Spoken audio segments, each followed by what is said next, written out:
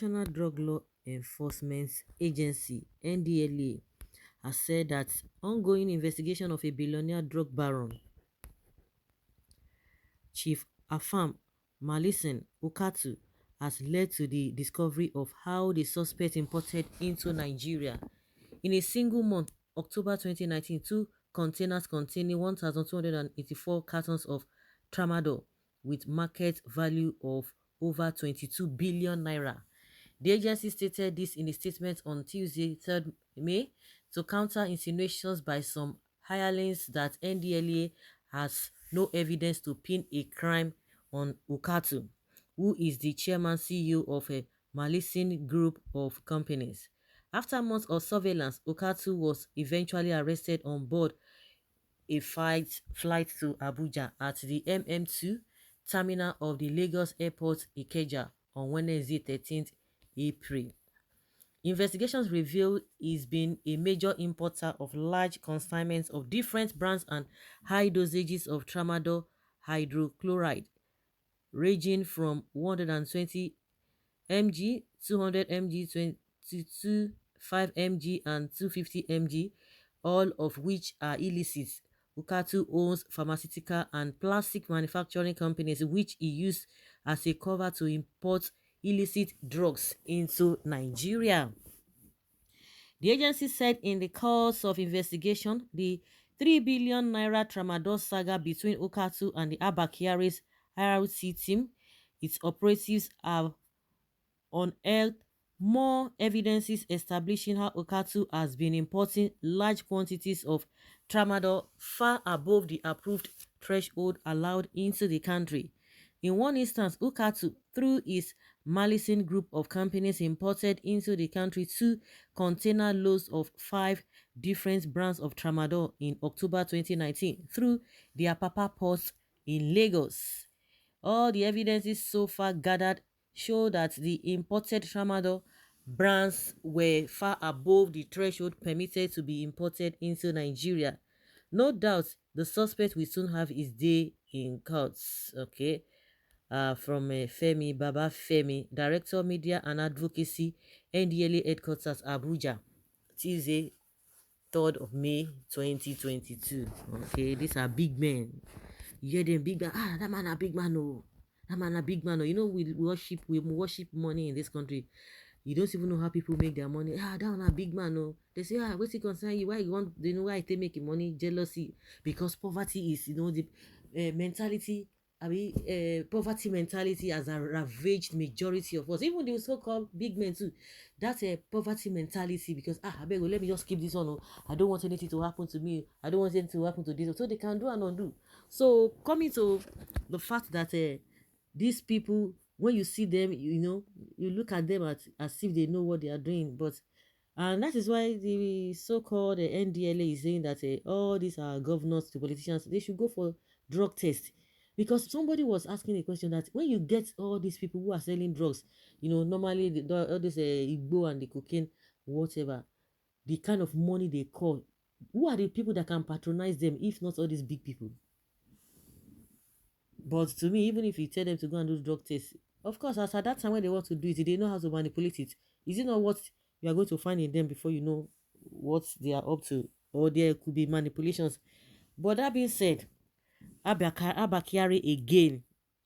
ABBA KYARI involved in this again. You can imagine. Now wow, police. Oh my goodness.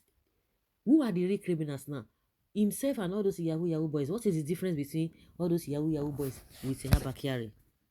NDLEA, keep the good work, the good job. Identify other high-profile politicians that are into drug trafficking. Let them face the law, full wrath of the law.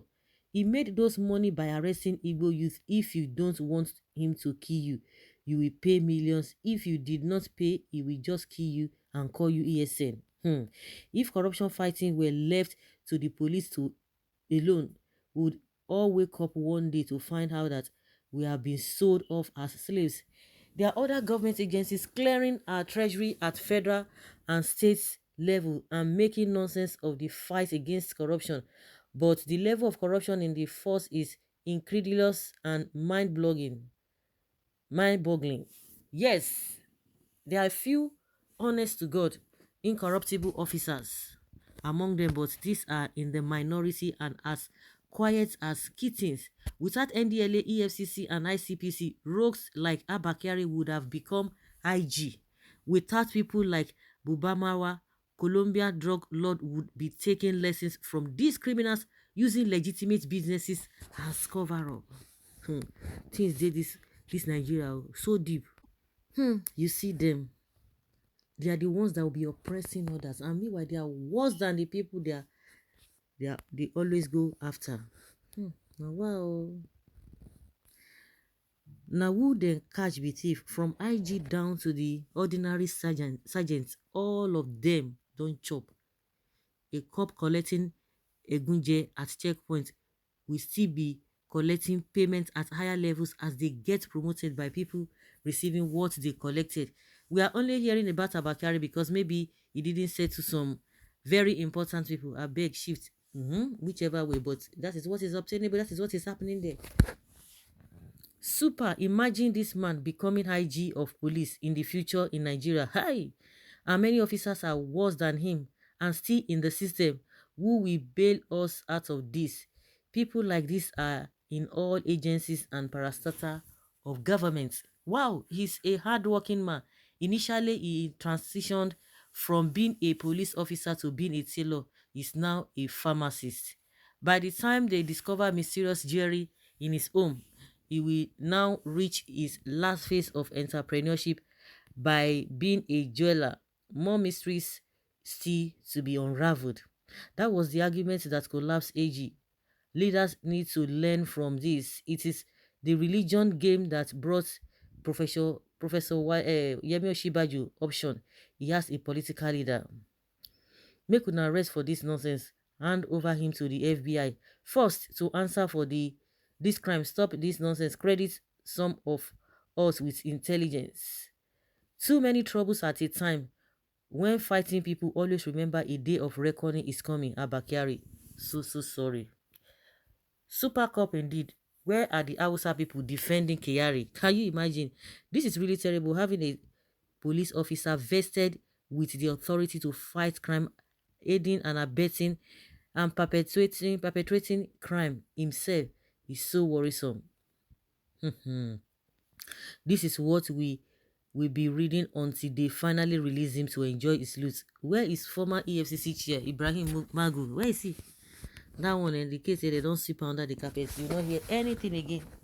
You hear nothing again. Okay. Wonders this shall never end.